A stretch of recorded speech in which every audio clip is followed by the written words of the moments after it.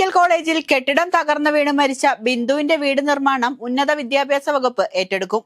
ബിന്ദുവിന്റെ വീട് നവീകരിക്കാൻ ഉടൻ പണം അനുവദിക്കുമെന്ന് മന്ത്രി ആർ ബിന്ദു പറഞ്ഞു. ഉന്നത വിദ്യാഭ്യാസ വകുപ്പിന് കീഴിലുള്ള NSS നിർമ്മാണം നടത്തുമെന്നും വീടിന്റെ പണി പൂർത്തിയാക്കുമെന്നും മന്ത്രി ആർ ബിന്ദു കുടുംബത്തെ ഫോണിൽ അറിയിക്കുകയായിരുന്നു. കോട്ടയം മെഡിക്കൽ കോളേജ് ആശുപത്രിയിൽ കെട്ടിടം തകർന്നു വീണ് സ്ത്രീ മരിച്ച സംഭവത്തിൽ ആരോഗ്യവകുപ്പ് മന്ത്രി വീണ ജോർജിനെതിരായ പ്രതിഷേധം കനക്കുന്നു. തിരുവനന്തപുരത്ത് മന്ത്രി വീണ ജോർജിന്റെ ഔദ്യോഗിക വസതിയിലേക്കും സംസ്ഥാന വ്യാപകമായി DMO ഓഫീസിലേക്കും യൂത്ത് കോൺഗ്രസ് പ്രവർത്തകർ പ്രതിഷേധ മാർച്ച് നടത്തി. വിവിധയിടങ്ങളിൽ പ്രതിഷേധ മാർച്ച് സംഘർഷഭരിതമായി. 2026 സംസ്ഥാന സ്കൂൾ കലോത്സവം, കായികമേള എന്നിവ നടത്തുന്ന ജില്ലകൾ പ്രഖ്യാപിച്ചു. കലോത്സവം തൃശൂരിലും കായികമേള തിരുവനന്തപുരത്തുമാണ് നടക്കുക. ജനുവരിയിലാണ് കലോത്സവവും കായികമേളയും നടക്കുക. കായികമേള സ്കൂൾ ഒളിമ്പിക്സ് എന്ന പേരിൽ തിരുവനന്തപുരത്ത് നടക്കും. ശാസ്ത്രമേള പാലക്കാടും സ്പെഷ്യൽ സ്കൂൾ മേള മലപ്പുറത്തും നടക്കും. സംസ്ഥാനത്ത് ഈ ആഴ്ച ശക്തമായ മഴ തുടരുമെന്ന് കേന്ദ്ര കാലാവസ്ഥാ വകുപ്പിന്റെ മുന്നറിയിപ്പ്. ജൂലൈ 5, 6, 9 തീയതികളിൽ വിവിധ ജില്ലകളിൽ മഴ സാധ്യത ശക്തമെന്നും പ്രവചനമുണ്ട്. ഈ സാഹചര്യത്തിൽ ഇന്ന് മലപ്പുറം, കോഴിക്കോട്, വയനാട്, കണ്ണൂർ, കാസർഗോഡ് ജില്ലകളിലും നാളെയും 9-ാം തീയതിയും കണ്ണൂർ, കാസർഗോഡ് ജില്ലകളിലും യെല്ലോ അലർട്ട് പ്രഖ്യാപിച്ചിട്ടുണ്ട്. ഈ ജില്ലകളിൽ ഒറ്റപ്പെട്ട ശക്തമായ മഴയ്ക്കുള്ള സാധ്യതയാണ് പ്രവചിക്കപ്പെട്ടിരിക്കുന്നത്. നിപ്പയുടെ ഭീതി നിലനിൽക്കെ മണ്ണാർക്കാട് പെരിഞ്ഞോളത്ത് വവ്വാൽ ചത്തത് പ്രദേശവാസികളിൽ ആശങ്ക പരത്തി.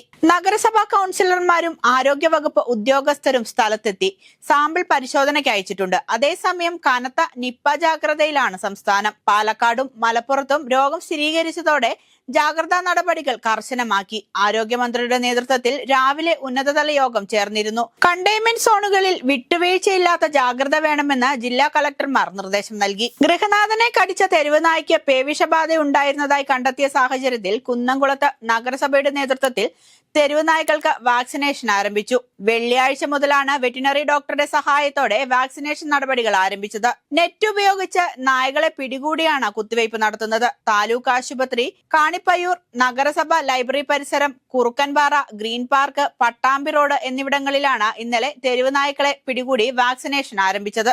ബീഹാറിൽ പ്രമുഖ വ്യവസായിയും BJP നേതാവുമായ ഗോപാൽ ഗംക വെടിയേറ്റു മരിച്ചു. ഇന്നലെ രാത്രിയായിരുന്നു സംഭവം. പാട്നയിലെ സ്വന്തം വീടിന് മുന്നിൽ നിൽക്കുകയായിരുന്ന ഗോപാലിനെ ബൈക്കിലെത്തിയ അജ്ഞാതനാണ് വെടിവെച്ചത്. ടെക്സസിലുണ്ടായ മിന്നൽ പ്രളയത്തിൽ 13 മരണം. പ്രദേശത്തെ നദിയിൽ വെള്ളം ഉയർന്നത് നാശനഷ്ടങ്ങൾക്കിടയാക്കി. സമ്മർ ക്യാമ്പിൽ പങ്കെടുക്കാനെത്തിയ 20 പേരെ കാണാതായി. ഇവരിൽ ഭൂരിഭാഗം പെൺകുട്ടികളാണെന്നാണ് പ്രാഥമിക നിഗമനം. ഇവർക്കായുള്ള തെരച്ചിൽ ഊർജിതമാക്കി. അതേസമയം പ്രദേശത്ത് പ്രളയ മുന്നറിയിപ്പ് സംവിധാനം ഇല്ലായിരുന്നെന്ന് പ്രാദേശിക ഭരണകൂടം വ്യക്തമാക്കി. സംഭവത്തെ തുടർന്ന് ടെക്സസിലെ സ്വാതന്ത്ര്യ ദിനാഘോഷ പരിപാടികളും റദ്ദാക്കിയിരിക്കുകയാണ്.